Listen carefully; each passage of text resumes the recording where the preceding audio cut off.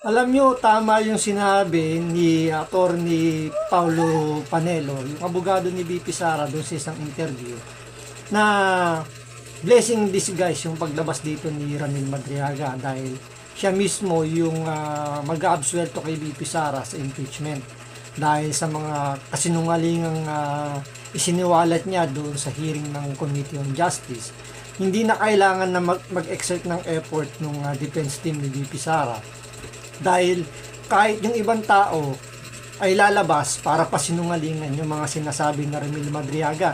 So sa dinami-dami ng mga kasinungalingan sinabi niya doon sa Committee on Justice, isa na rito yung painting kung saan ina-admit niya na siya raw yung nagbigay kay BP Sara ng painting na yun, pero dahil nga may ibang nagkiklaim na kanya yung painting na yun, doon pa lang merong magkakaroon na ng alinlangan o nagkakaroon na ng pagdududa o ng paniniwala na itong si Ramil Madriaga hindi nagsasabi ng totoo at ito ay isang bayarang witness.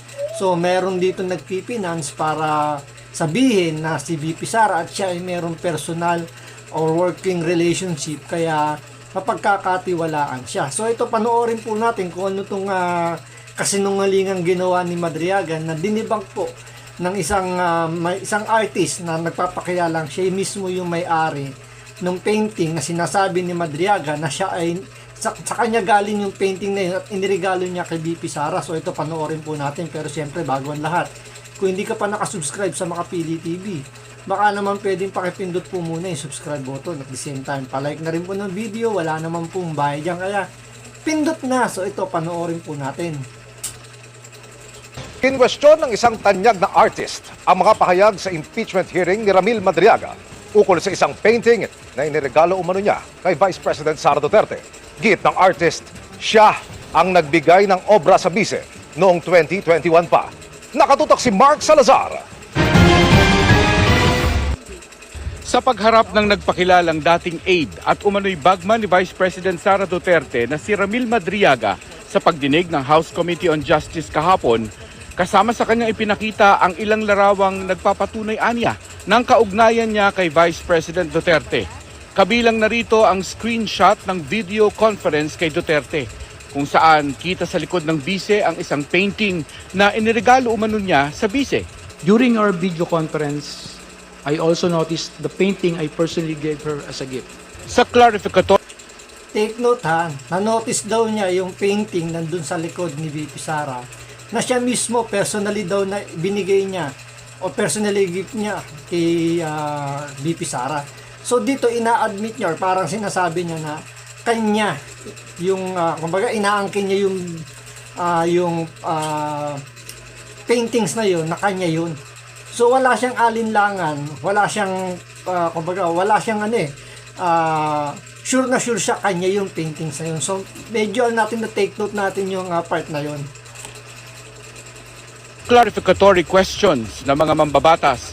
Sabi pa ni Madriaga, gawa raw ng estudyanteng kanyang pinag-aral ang naturang painting. Nagregalo po ako sa kanya ng isang painting niya na ginawa po ng isang scholar ko sa Laguna.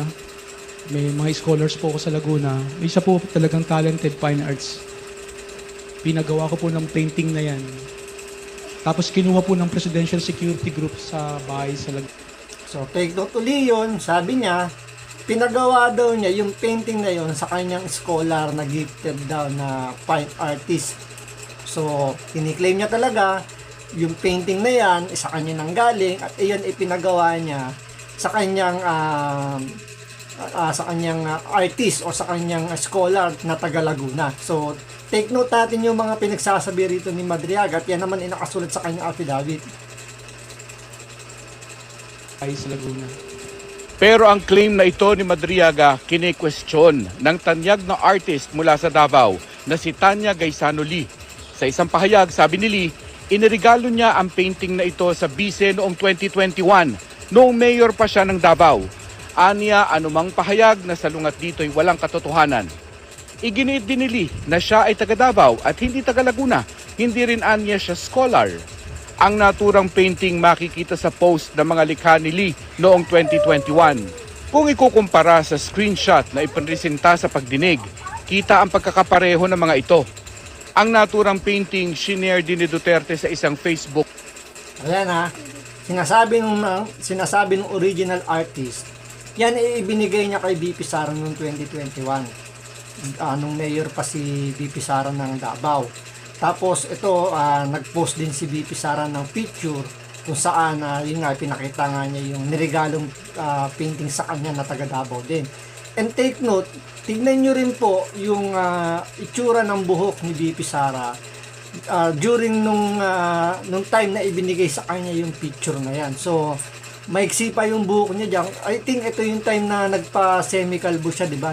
Merong siyang may nangyaring event sa kanila na silang magkakapatid nagpa-kalbo dahil parang tutol sila sa pagtakbo yata ni President Duterte. Hindi lang ako sigurado, pero kung titingnan natin maigi yung kanyang buhok dito, medyo manipis pa.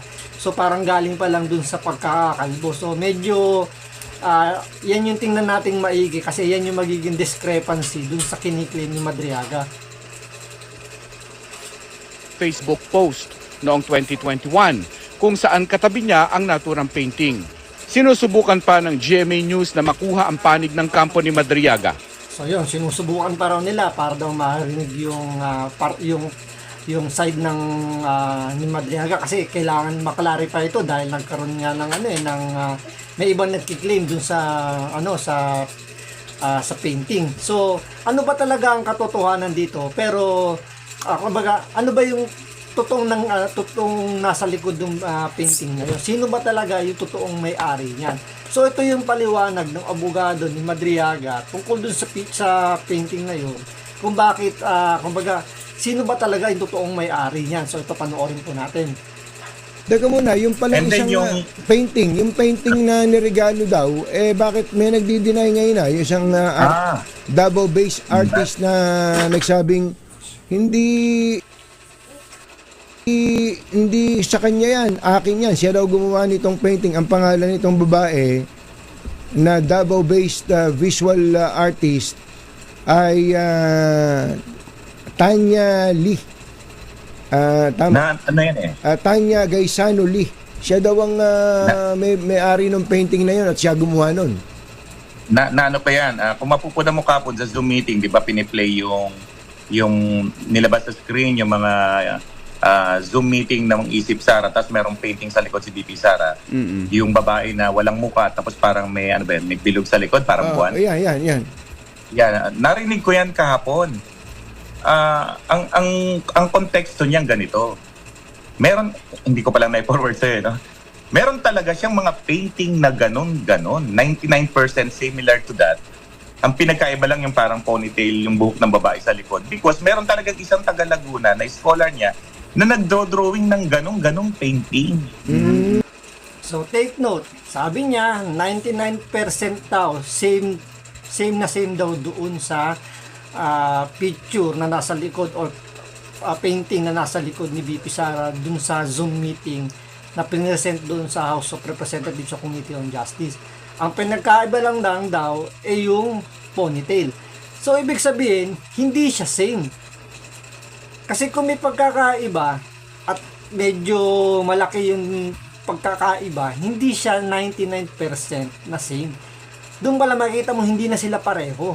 Siguro may pagkakapareho, yung mas magandang term na gagamitin doon. Pero yung sabihin mo 99% same, medyo hindi yata may applicable dito sa pagkakaparehas ng painting katulad ng kiniklaim dito ni attorney.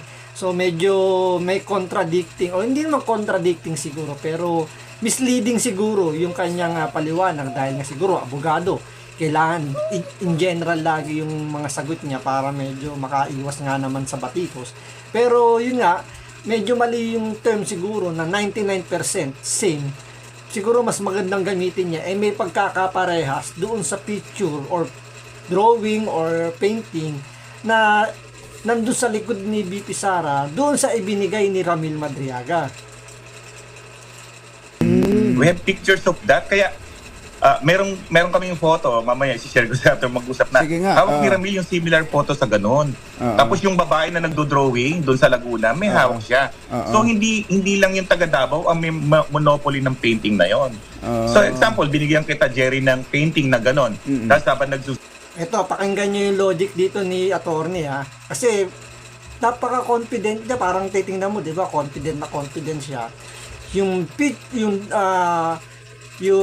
painting na nasa likod ni BP Sara during do sa Zoom meeting, yun mismo yung painting na binigay ni Ramil Madriaga na confident din siya, yun na yun. Diba? Kung pakikinggan mo yung statement ni Ramil Madriaga tsaka nung abogado niya na ito, parehas sila, confident sila, yun yung painting na ibinigay ni Ramil Madriaga. So, pakinggan po ninyo yung logic dito ni Attorney Palad, Attorney Palad, pangalan ng abogado ni Ramil Madriaga, kayo humusga kung makatwiran ba yung kanyang palusot.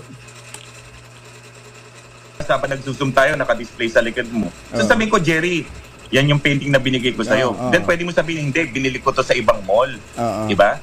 So, hindi parehas ng binigay ko sa'yo. Maring yun na nangyari.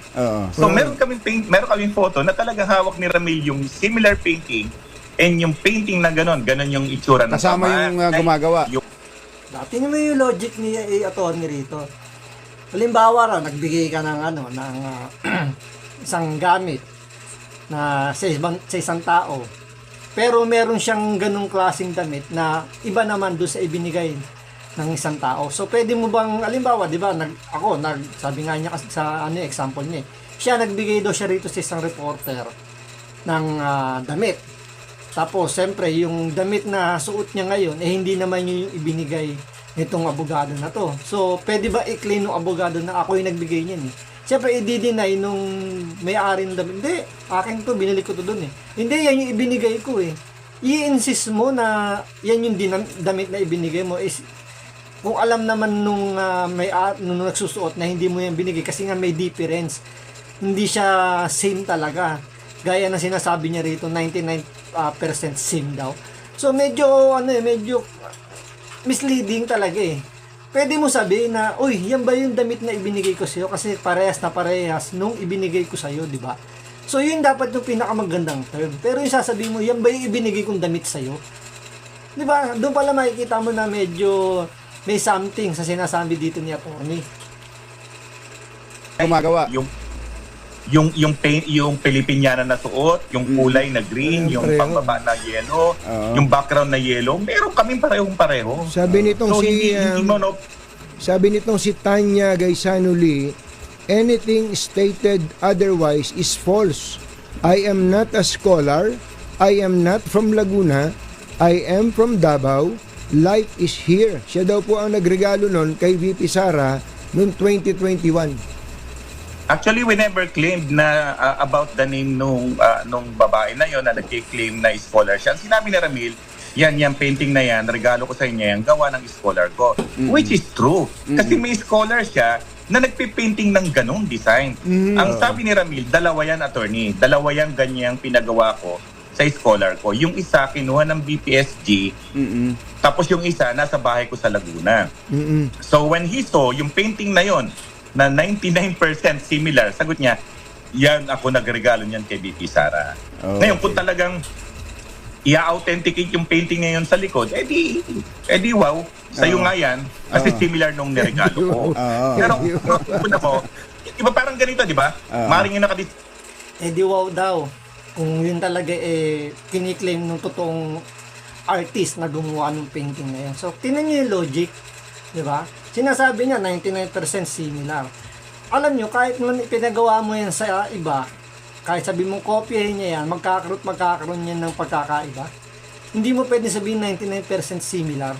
Kasi pag sinabi mo 99% similar, napakaliit lang ng meron lang kakaunti. Ba, sobrang liit lang ng difference para masabi mong hindi yan yung original na painting. Kumbaga parang sa sa mga pera, 'di ba? Pag pinipeke yung pera, 'di ba? Halos makikita mo talaga almost 100% na talagang identical, lahat nandun na, kuwang-kuha lahat ng lahat ng ng detalye. Pero meron pa rin 1% doon na hindi mo makikita. Yun yung pag gumamit ka ng mga infrared light, di ba? Kasi may mga security feature yung mga pera na hindi mo makikita ng naked eye lang, nang hindi mo hahawakan. So doon pwede mong, yun yung talaga masabi mong 99% na similar talaga, na yun na yung mismo, na pwede mong, kumbaga talagang pwede kang malito o pwede kang sabihin natin na madaya, parang ganun, di ba? So sa unang sinabi ni Madriaga, confident kanya yung painting, inaangkin niya. Sabi naman dito ni attorney, confident din siya, yun din daw yung painting na ibinigay niya kay BP Sara. Pero pagdating dito sa balita nito, iba na yung naging tema ni attorney. Medyo na siya, medyo tumiklop na siya dahil nga siguro naisip niya medyo mali yata yung statement ko. Kailangan natin kagad hilutin, kailangan natin kagad i-bend yung mga pinagsasabi niya para katapano pumasok dun sa script na nililihis nila. Kasi lumihis na yung script nila eh. Diba? Kasi imbis na sundan yung script, medyo lumabas si Ramil Madriaga. Kaya ito parang damage control na yung ginawa kagad dito ng kanyang abogado. So ito, panoorin po natin. Sa gitna ng pagbuta sa kredibilidad ni Ramil Madriaga dahil sa Dito, yung balitang to, parang tinutulungan na ng mainstream media itong si Ramil Madriaga. So, pilit daw, parang binubutasan lang daw yung naging statement ni Ramil Madriaga. Pero hindi mo na kailangan butasan. Ika nga ni Attorney Panelo, mismong si Ramil Madriaga na yung sumisira sa mga kumbaga, marami ng butas. Doon pa lang sa mga pinagsasabi niya, sa kanya affidavit, marami ng butas. So, hindi na kailangan butasan pa. Ang ginagawa na lang dito, talagang ipinapakita na lang, o kumbaga sinosoplak na siya rito ng harap-harapan ng mga tao. Hindi mismo yung defense team ni BP Sara, mas malupit yun.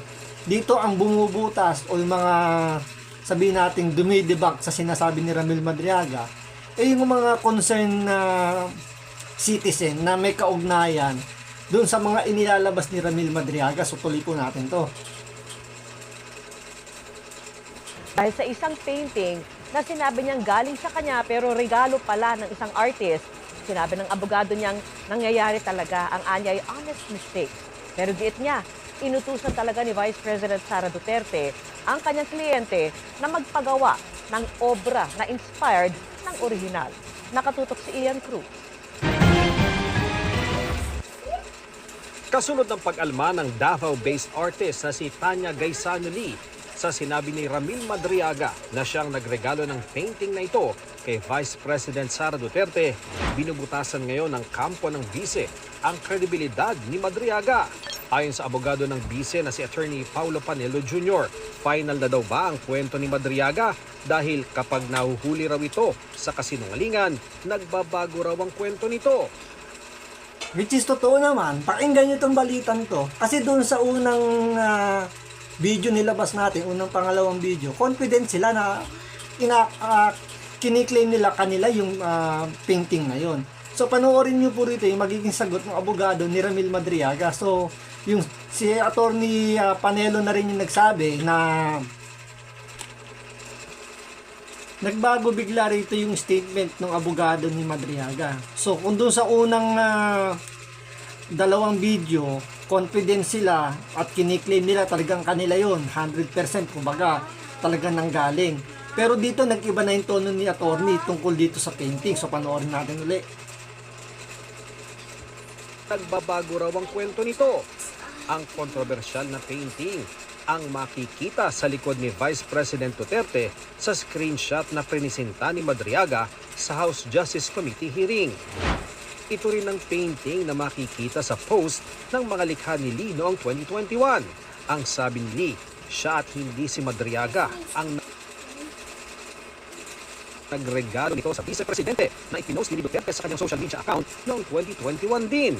Ang sagot ng kampo ni Madriaga, yung memories natin hindi perfect yan. Sometimes there are honest mistakes not made in good faith. Ang akala mo, just like honest mistake. Pwede kaya idahilan yan sa korte? Tandaan ninyo, national issue ang pinag-uusapan dito. Gusto nilang i-impeach si Vice President Sara Duterte na binoto ng 36 million. Tapos sasabihin mo, honest mistake lang. So ito, wala nang ano to. Kapag na-impeach si Vice President Sara Duterte, wala nang take two to. Hindi na pwede yung bawiin na sabihin, ay nagkamali, honest mistake, mali yung sinabi ng witness. So ibalik natin siya bilang Vice President. So wala rin pinagkaiba ito sa isang surgery sa pag-oopera. Ang sumasakit o yung mayroon talagang diferensya is yung kanang binti. Since sabi niya is parehas daw, 99% similar, yung dalawang binti. Pero nagkamali siya ng putol, sasabihin na lang niya dun sa pinutulan niya, ay pasensya na, honest mistake, nagkamali ako, ibabalik ko na lang yung binti mo na nagkamali o ng pagkakaputol. So dito wala nang ano to, hindi to parang chestnut touch move to. 'Di ba? Hindi mo na pwedeng ibalik 'yun. So yung sinasabi rito ni attorney na honest mistake, hindi yan katanggap-tanggap pagdating sa legal battle sa mga ganyang issue tulad na to, impeachment.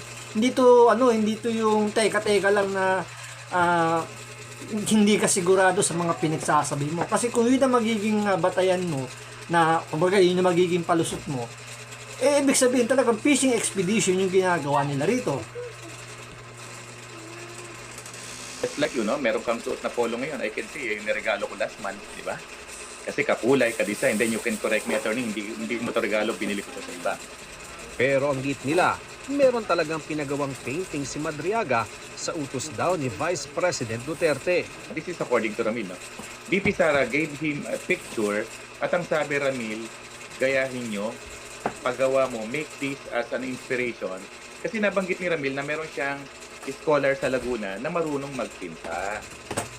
So, para mo nang ang sinabi is that make this an inspiration, pinagaya ni Ramil sa scholar niya per instruction ni VP Sara. Pero dito naninindigan pa rin si attorney na talagang yung painting na tinutukoy ni Ramil Madriaga, si Ramil Madriaga mismo yung nagbigay kay VP Sara. So, kumbaga dito yung pagkagaya, kasi sabi rito, inutusan daw ni VP Sara na kopyahin o gumawa ng painting at ang instruction ni Ramil Madriaga sa kanyang scholar, gayahin yung drawing o yung painting na yun. So,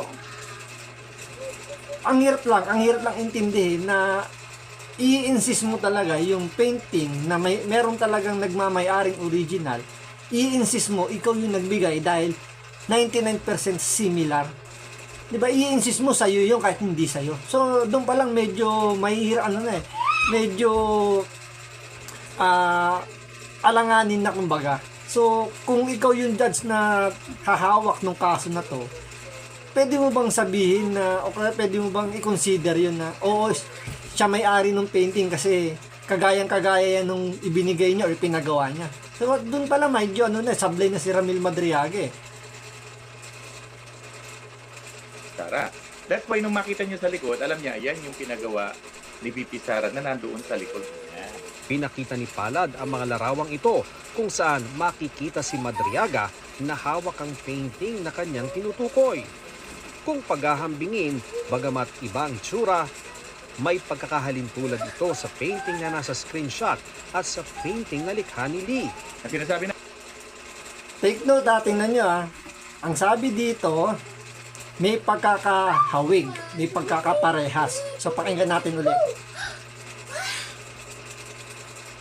Bagamat ibang tsura, may pagkakahalin tulad ito sa painting. May pagkakahalin tulad. So magkaiba doon sa 99% na similar. Kasi kung ikaw, tingnan mo na lang, pwede mo bang sabihin yan 99% similar?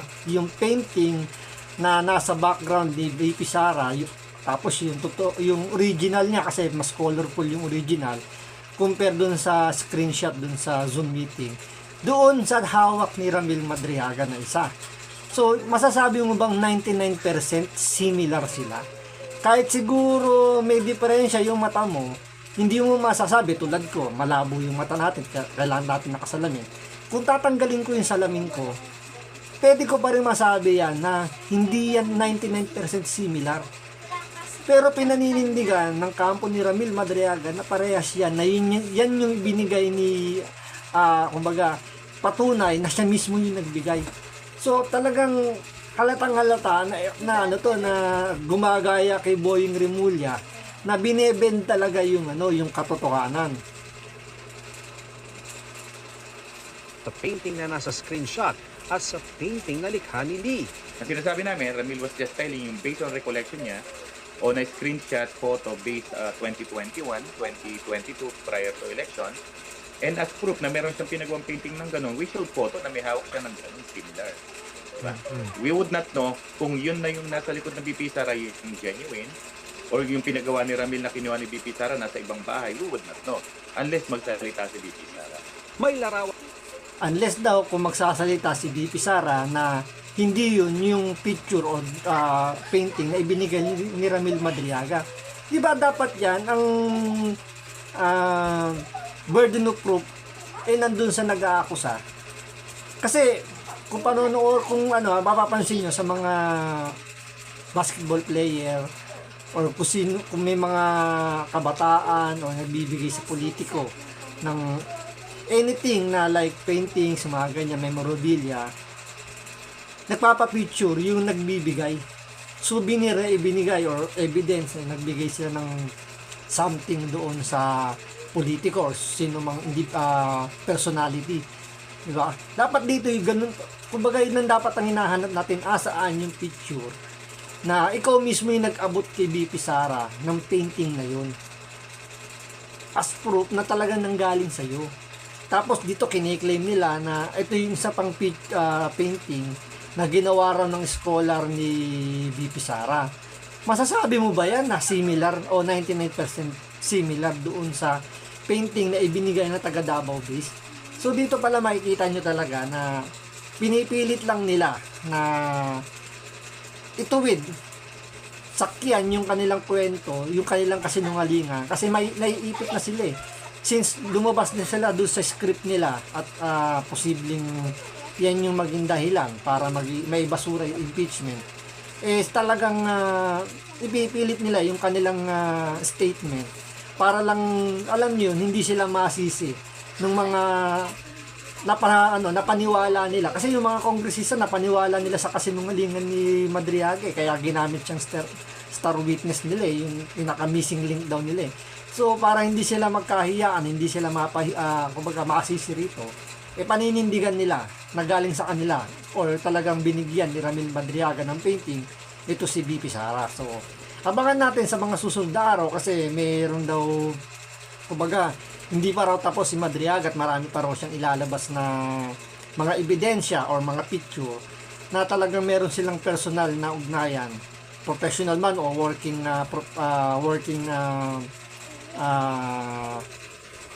kung ano man yung relationship ko ba, di ba, working relationship ni BP Sara. So yan ang aantayin po natin. So hanggang dito lang po muna. Maraming salamat po sa panonood. Ingat po kayo lagi. God bless.